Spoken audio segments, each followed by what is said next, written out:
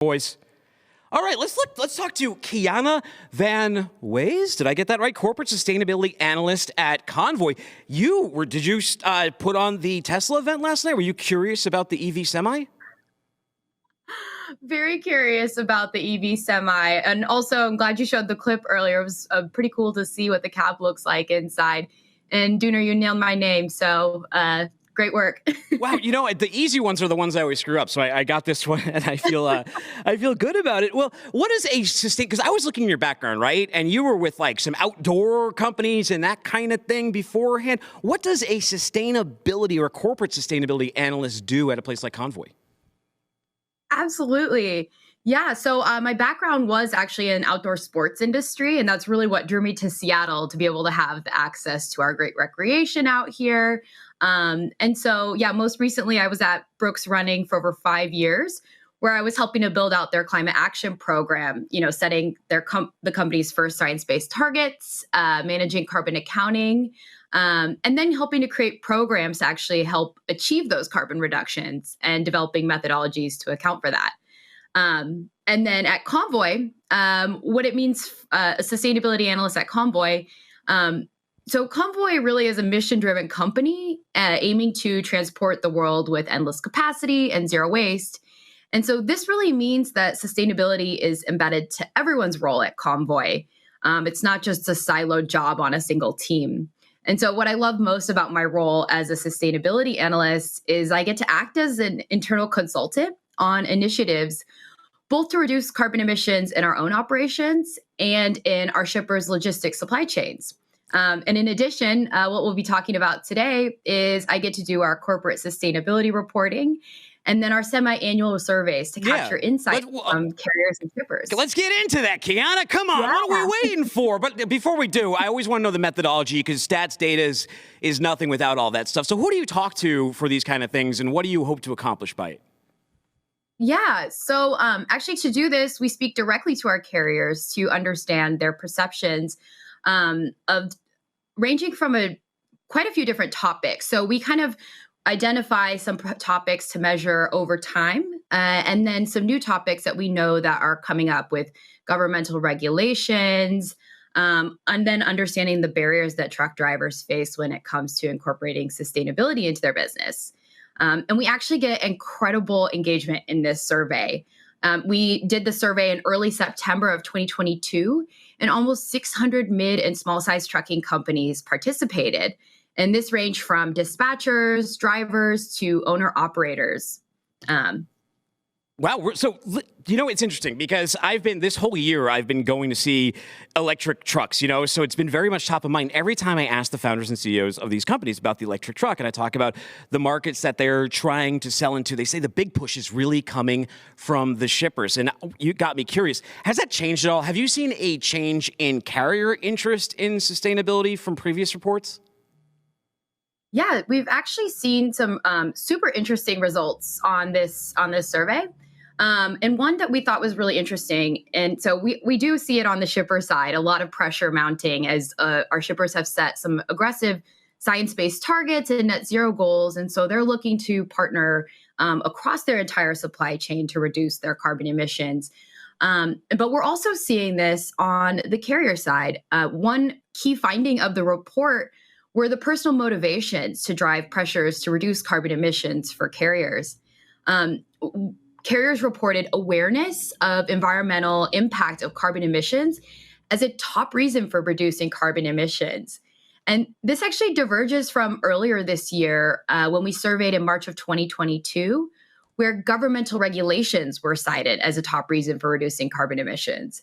And this was likely due to the SEC climate disclosure rule being proposed at the time. So it was top of mind when the carriers were taking this survey. Oh, wow. So how do alternative fuel trucks fit into the considerations that carriers are setting when they're thinking of purchasing a new truck? And again, it's very timely because that Pepsi event was last night. And I'm sure there were some that were like, hey, look, I'm seeing it some of these timelines. Some are aggressive. Some are like 2030 at the ports in California. Yeah, regionally, we definitely see some of those differences occur. And just across the entire network that we surveyed, This should come to at no surprise as a consideration for our carriers, but fuel economy top of mind when it comes to deciding what to purchase for their next truck. In March of 2022, 82% of carriers listed this as a top concern, and it kind of remained the same for carriers in September of 2022. So really, a theme of 2022 is fuel cost and economy. And while we know that electric and hydrogen trucks play a vital role in decarbonizing the trucking industry, there are still many challenges that need to be overcome before we get to the widespread adoption needed in the early 2030.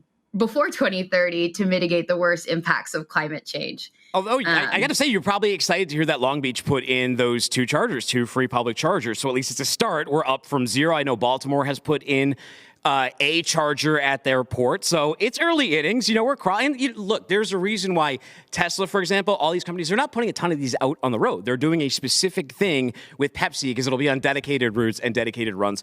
We still got a ways to go, but it's really cool to see the interest growing in here. Now, what does that make you think? Does anything else surprise you or anything give you an idea of what the trend line will be moving into 2023? Absolutely. I think with some of the mounting regulations that have occurred in the past year with the SEC climate disclosure rule, which I spoke about earlier, and then the advanced clean trucks rule happening in 7 states have passed that. And so we'll definitely continue to see a trend. And so we'll see some states start to adopt more favorable regulations, in addition to the Inflation Reduction Act providing a ton of carrots for the infrastructure and the purchasing of electric vehicles. One thing that actually surprised us from our survey is a common misperception that we hear from shippers increasingly, that they perceive that carriers are not willing to provide information about their actual fuels, their vehicles' fuel efficiency data to improve carbon emissions tracking. And we actually debunked this myth that has been happening in the industry. And we saw that carriers are actually willing to provide this data to understand emissions. So I think one thing that I'm excited to see in 2023 is really the coming together of both sides and using the insights from each of our surveys that we do to start to bridge the gap and come up with common solutions to really expedite. It's great to hear that the Baltimore and California ports are starting to put chargers in, but we're going to start to see those numbers increase. And it's great to see that it's already happening in late 2022. Yeah, look, and if you're a carrier dragging your feet, it doesn't mean you have to convert. There are timelines on these things, but you should really start getting aware of the space moving towards sustainability. The larger you are, the more pressure shippers are going to be putting on you. They put a lot this year, and I can imagine, as you know, they're going to put on even more next year, and that's only going to mount up. This isn't a category that's going away. It's only going to grow. Which I'm excited about. It's supposed to be the decade of action, so we're excited to see some climate action occur. Well, very cool. So people who want to follow up, they want to learn more about what Convoy is doing, or they want to check out this report we were talking about, where do I send them to? Head over to convoy.com. It's on our blog. We have the report. You can download it and access it from any web device. So very cool. All right. Well, hey, thank you for coming on the show. We appreciate your time today. By the way, I have Convoy ornaments on this tree, but they're from last year. So if you got a freshie, send them our way over here at Freight Alley. We'll get that tree all decorated. Okay. Have a great one. You too. Take care.